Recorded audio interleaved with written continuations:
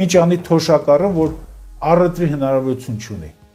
Ինչ անի թոշակառուն, որը որ առևտրային այդ խոշոր մեգամոլներից կամ խանութներից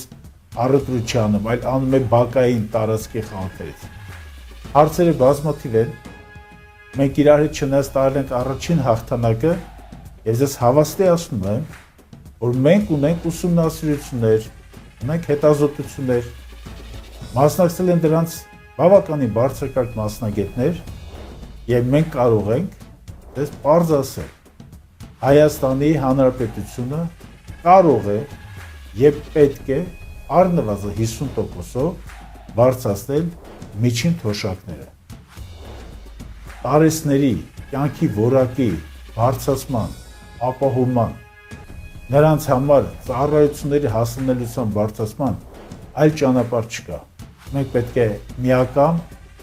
միասին եւ համառ պայքար մղենք դες սոցիալական իրավունքների համար։